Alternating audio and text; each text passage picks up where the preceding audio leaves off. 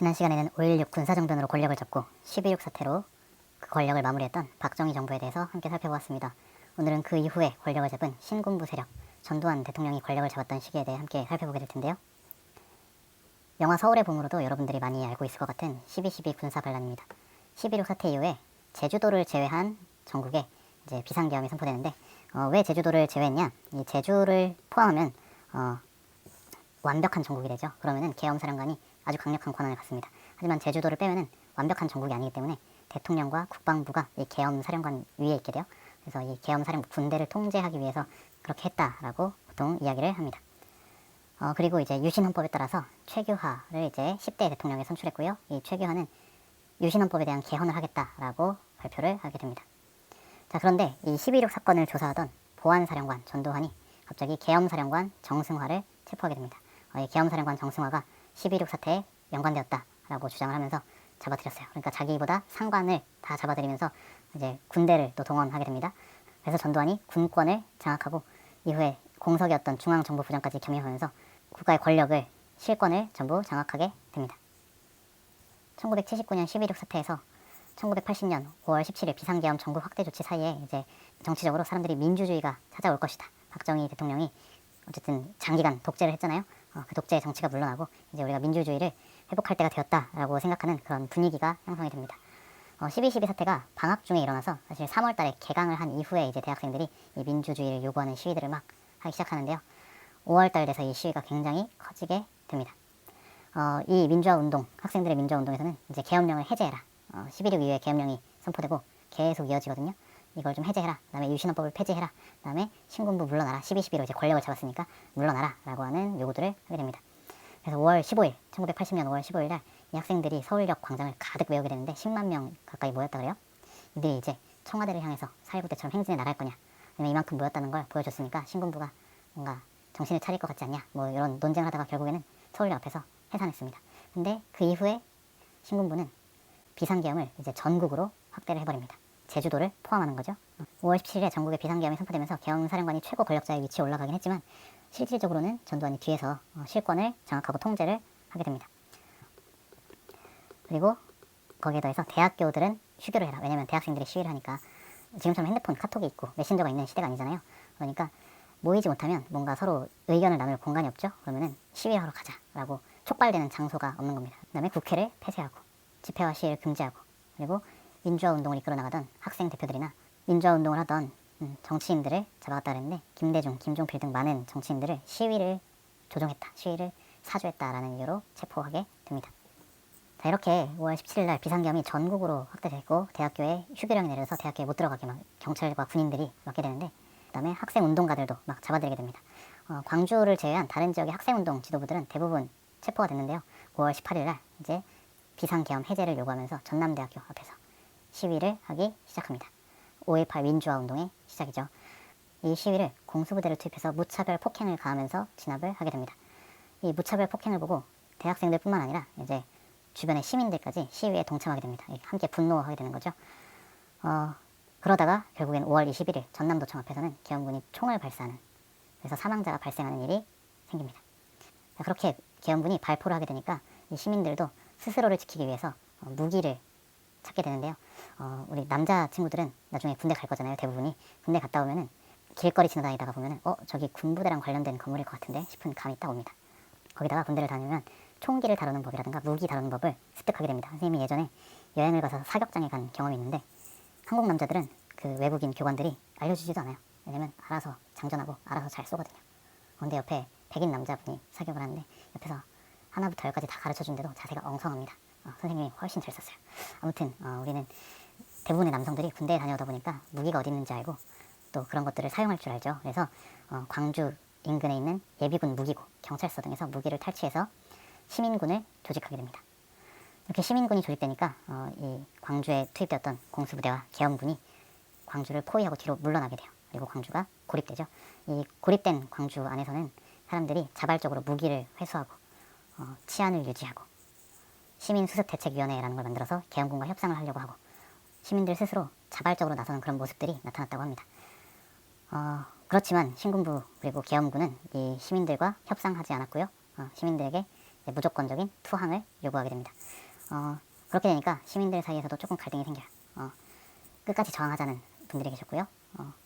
인명피해를 입을 수는 없으니까 라고 이야기하는 사람들이 있었는데, 결국에는 끝까지 저항하겠다라고 한 300여 분의 사람들이 전남도청에 끝까지 남게 됐고요. 신군부가 군대를 동원해서 그 전남도청을 장악하게 됩니다. 무자비하게 진압하는 과정에서 많은 분들이 돌아가시게 되죠. 노벨 문학상을 받은 한강 작가의 소년이 온다를 보면은 그 당시의 상황을 감정이입해서 볼 수 있는 그런 장면들이 묘사되어 있습니다. 실제 모델도 있다고 하네요. 자, 그런데 광주에서 이러한 일들이 일어났던 것들을 이제 신군부에서는 언론사들을 압박해서 사건의 진실을 왜곡하고 은폐하고자 합니다.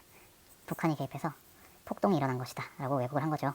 근데 사실 나중에 이제 전두환 대통령 본인도 북한군 개입설에 대해서 무슨 말도 안 되는 소리냐 라고 이야기를 하기도 했다고 합니다.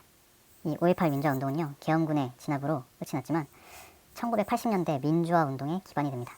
사람들이 처음에는 이 신군부의 언론 통제로 잘 알지 못하다가 택시 운전사의 실제 주인공인 위르겐 힌치펜터라는 독일 기자라든가 여러 사람들의 노력으로 이 사실이 조금씩 알려지기 시작하면서 민주주의를 위해서 이제 끝까지 저항했던 광주의 그런 희생을 사람들이 알게 되고, 또 그렇게 하지 못한 스스로를 부끄러워하는 사람들이 굉장히 많아집니다. 그래서 1980년대 민주화 운동 하던 분들은 광주의 희생에 우리가 빚진 마음으로 해야 된다라고 하는 그런 마음가짐들을 많이 가지고 있었다라고 이야기를 해요.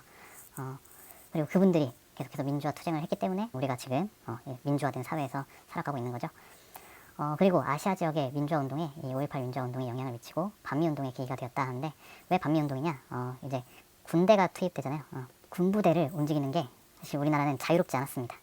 지금도 전쟁이 나면은 미국이 전시작전 통제권, 전쟁이 나면 우리나라 군대를 미국이 통제합니다. 근데 5.18이 일어났던 이 시기에는 평시작전 통제권, 그러니까 평상시에도 미국이 우리나라의 군대를 통제합니다. 그런데 군대를 동원해서 광주에서 일어난 이 사건들을 다 진압을 해버렸죠. 이거는 미국의 무기인이 없으면 불가능한 것이다 라고 생각하는 사람들이, 이거 미국이 전두환을 지지해준 거 아니냐, 미국이 이 민주화 운동 탄압하는 거를 도와준 거 아니냐 라고 하는 의심의 눈초리를 보내게 되면서 미국에 대한 저항으로 이것이 나타나게 됩니다.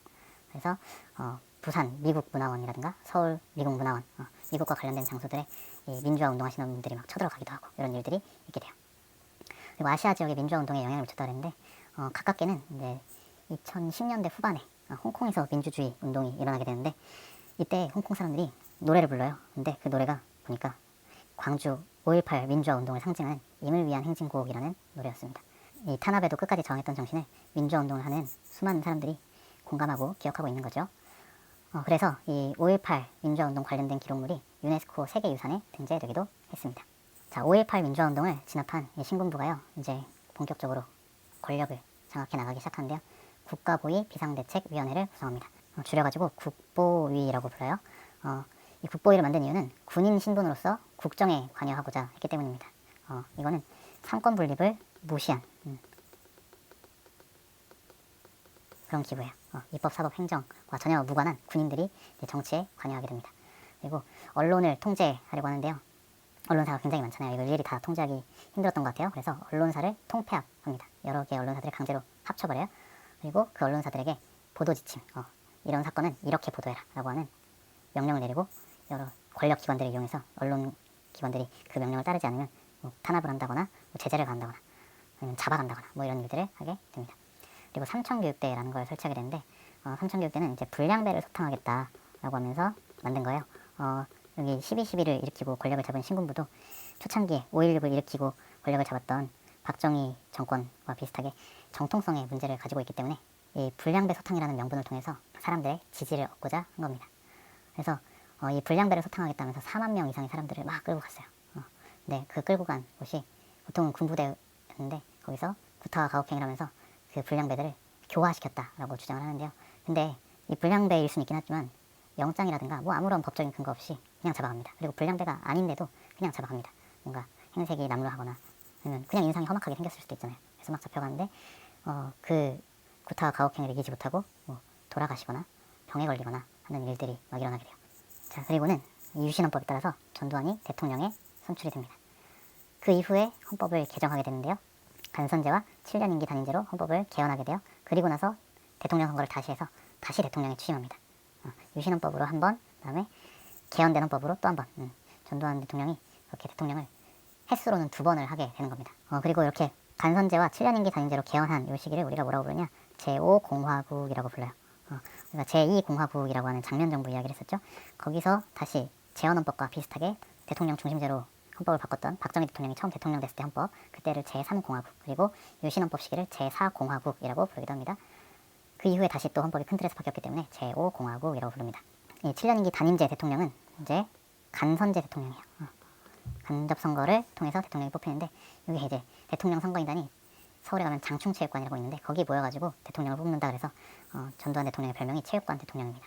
그리고 개헌을 하면서 유신헌법에서 대통령에게 과도하게 부여되었던 권한들을 일부 폐지하기도 했지만 국회 해산이라든가 몇몇 가지 권한들은 그대로 가지고 있어요. 그러니까 여전히 대통령의 권한이 강력한 헌법이었습니다. 그렇지만 정권을 잡은 방법이 사람들이 보기에 정당하진 않았죠. 그렇기 때문에 사람들에게 인기를 끌기 위해서 대통령이 된 이후에는 유화 정책을 펼치게 됩니다. 그래서 교복 자유화. 이때 중고등학교 다니는 분들은 교복을 안 입었대요.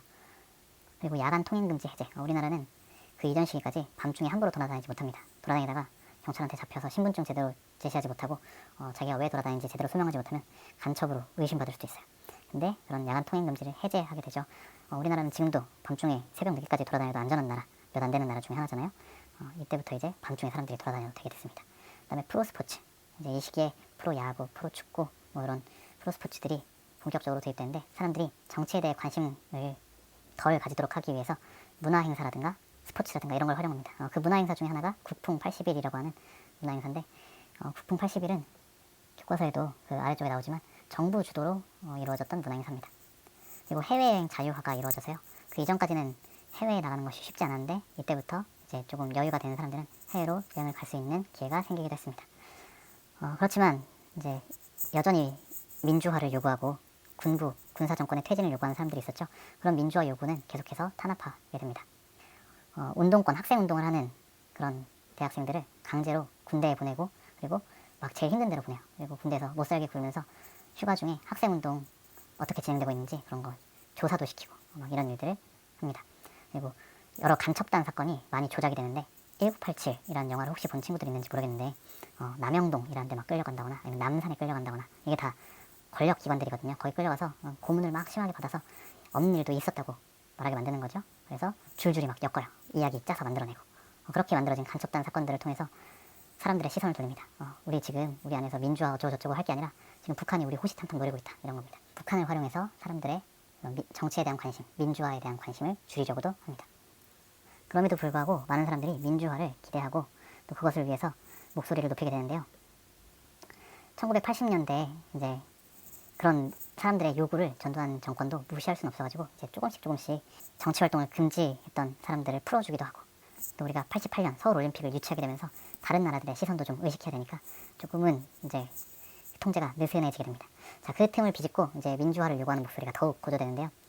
12대 총선 국회의원 선거를 했는데 대통령 직선제를 내건 신한민주당이 제1야당이 됩니다. 이 신한민주당은요. 민주화 추진협의회라고 하는 민주화 운동하던 분들이 기반이 돼서 만들어진 정당이었는데 심지어 이 총선 한 달 전에 만들어진 신생 정당입니다. 방금 만들어졌는데 제일 큰 야당이 됐어요. 그러니까 이 사람들이 그만큼 민주화에 대한 요구가 컸다는 거죠. 특별히 그 민주화의 방법으로 대통령 직선제를 주장하게 됩니다. 이 박정희 대통령 유신헌법 때부터 간접선거가 이루어지고 있는데 그렇게 되다 보니까 99% 찬성 나와요. 북한 투표하는 것도 아니고. 그러니까 국민들의 민의가 제대로 반영되지 않는다라고 생각을 해서 국민들이 직접 투표를 하게 해달라라고 하는 요구들이 막 터져나오게 되는 겁니다. 그래서 이 신한민주당이 제1야당이 된 이후에 이제 직선제 개헌을 요구하는 개헌청원 1천만 서명 운동을 전개하게 됩니다. 그래서 정부도 그 압박을 이기지 못하고 이제 개헌 논의를 하게 돼요. 정치권에서는 이렇게 개헌을 함께 좀 논의하는 움직임도 나타나지만 이 민주화 시위에 대해서는 계속해서 탄압을 하게 되는데요. 여기 직선제 개헌 요구를 탄압했다라는 거는 이제 정치권에서는 좀 논의를 하지만 사람들의 시위라든가 학생 운동 같은 것들은 계속해서 탄압했다 이런 이야기입니다. 부천경찰서 성고문 사건이라는 사건이 있었는데 이거는 개헌청원 1천만 서명 운동과 관련해서 이제 전국적으로 시위가 일어났는데 그 중에서도 인천에서 일어났던 인천 5.3 민주항쟁이라는 일이 있어요. 이 인천 5.3 민주항쟁의 영향으로 경찰에서 대대적으로 학생 운동가들을 막 잡아들이게 됩니다. 그 과정에서 한 여성 운동가가 체포되게 되는데 여러분들이 검색해보면 아마 이분이 누군지 나올 거예요. 왜냐면 나중에 국회의원까지 하시는 분이거든요. 이 당시에 위장 취업을 해서 노동운동을 하던 대학생들 혹은 대학생 출신이라고 하는 이유는 여러 가지 이유로 학업을 중간에 그만두신 분들도 있었기 때문에 아무튼 이렇게 회사에 잠입해서 그 노동자들한테 노동운동의 방법을 알려주는 시위의 방법을 알려주던 그런 노동운동가들이 있었습니다. 이제 5.3 민주항쟁 이후에 학생 운동가들을 검거할 때 이분도 검거가 된 겁니다. 이분을 신문하던 경찰관이 성적으로 추행, 강제 추행을 하게 됩니다. 오늘날에도 그런 일을 당하면 굉장히 수치스럽고 부끄러울 텐데 이 당시는 더 그런 게 보수적이었던 사회였단 말이에요. 그러니까 여성들이 자기가 성적으로 그런 피해를 입어도 말하는 것조차 부끄러워서 혼자 속으로 삭히던 시대에 이분이 용기를 내서 자기의 피해 사실을 밝히게 됩니다. 그랬더니 이 경찰관들은 이 학생운동, 노동운동 하는 사람들이 성을 이용해서 경찰을 꼬시려고 한 거다라고 막 뒤집어 씌우려고 해요. 그거에 또 많은 사람들이 분노를 하게 되죠. 또 그 사건이 있고 약 반년 정도 지난 뒤에 박종철 고문치사 사건이라고 해서 학생운동을 하던 선배를 숨겨준다라고 의심을 받던 박종철이 고문을 받다가 남영동 경찰청 대공분실에서 고문을 받다가 사망하는 일이 발생합니다. 이 박종철이 사망한 사실이 알려지게 되니까 경찰에서는 책상을 탁 치니까 억 하고 죽었다, 심장 쇼크사다라고 주장을 하게 되는데 이 박종철의 사망 과정이 이제 점차 드러나게 되는 과정 속에서 사람들의 분노가 또 민주화를 향한 욕구와 열망이 점점 모아져서 이것이 우리가 조금 이따 살펴볼 6월 민주항쟁으로 연결되기도 합니다. 근데 이 전두환 대통령은요 4.13 호헌 조치라는 것을 이제 발표하게 되는데 호헌이라는 건 뭐냐, 헌법을 지키겠다, 그러니까 개헌을 안 하겠다라고 하는 거예요. 아까 정치권에서는 그래도 야당과 정부가 개헌 논의를 좀 했다 그랬죠. 이게 근데 서로의 생각이 다르니까 합의가 잘 되지 않습니다. 그렇게 되니까 전두환 대통령이 그러면은 헌법을 바꾸지 않겠다. 우리 또 1988년 서울올림픽이 얼마 남지 않았는데 이 개헌 때문에 나라가 시끌시끌하면 안 된다 하면서 호헌 조치를 발표하게 됩니다. 이런 일련의 사건들이 이제 터져나오게 된 것이 6월 민주항쟁입니다. 민주헌법 쟁취 국민운동본부, 이름이 굉장히 길죠. 그래서 줄여가지고 국본이라고 부르는데 이 국본이라고 하는 단체가 결성이 됩니다. 이 국본은 1987년 5월 달에 결성되었다 그랬는데 박종철 고문치사 사건의 진상이 이제 5.18 기념 미사에서 밝혀지게 되거든요.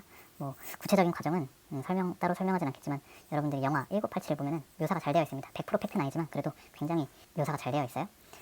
아무튼 여러 과정을 통해서 박종철 고문치사 사건의 진상이 밝혀진 이후에 이 민주화 운동을 하시는 분들이 이 국본을 결성하게 됩니다. 종교계, 학생운동, 야당, 그리고 직선제 개헌을 주장하는 거의 모든 단체가 또 거의 모든 세력들이 하나의 단체를 만들게 된 거예요. 이들의 요구는 하나였습니다. 직선제 개헌.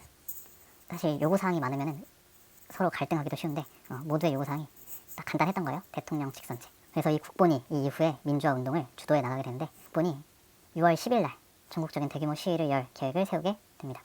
그 하루 전인 6월 9일 날 이제 전국의 여러 대학교에서는 그 다음 날 6월 10일 시위에 약간 전야제라고나 할까요? 그 느낌으로 대학생들이 하루 먼저 시위를 시작하게 되는데 이때 연세대에서도 시위가 일어나게 됩니다. 연세대에서 일어난 시위 중에 경찰이 쏜 최루탄에 시위를 하던 이한열이 이제 머리를 맞고 의식불명에 빠지는 사건이 발생합니다. 최루탄에 머리를 맞고 동료에게 부축되어서 이렇게 질질질 끌려가는 장면이 신문 기자의 사진에 딱 찍히게 되고 그게 대문짝만하게 실리게 됩니다. 그걸 보고 또 많은 사람들이 굉장히 분노하게 되죠. 그래서 이 6월 민주항쟁 하면은 박종철과 이한열 두 사람을 꼭 이야기합니다. 6월 민주항쟁이 일어나게 되는데 굉장히 큰 역할을 한 두 분이에요. 그래서 6월 10일 날 이제 국본이 계획했던 60 국민대회가 이제 개최가 되는데 그럼 왜 6월 10일이었냐? 민정당 대통령 후보 지명일이다 했는데 전두환 대통령이 소속되어 있던 여당이 민정당, 민주정의당이었습니다. 이 민정당에서는 이제 전두환과 가까운 사이였던 노태우를 다음 대통령 후보로 지명할 그럴 계획을 가지고 6월 10일 날 그 행사를 하려고 했어요. 그 행사 날에 맞춰서 국본은 시위를 계획한 겁니다. 6시에 이 당시에는 하기식이라 그래서 아침에는 태극기를 개항했다가 저녁이 되면 이제 태극기를 내리는 그런 행사를 매일같이 했었는데 이 6시에 하기를 할 때 다 같이 이제 시위를 시작하자. 차에 타고 있으면 경적을 울리거나 길을 걷고 있으면 손수건을 흔든다거나 그런 시위를 하자라고 이제 사람들에게 홍보를 하기 시작합니다. 그랬더니 정부에서도 이 사실을 알고 막 대중교통에 달린 경적을 일부러 제거하기도 하고 또 민주화 운동과 관련된 여러 기관들, 특별히 종교기관들이 이 당시에 많이 참여하거든요.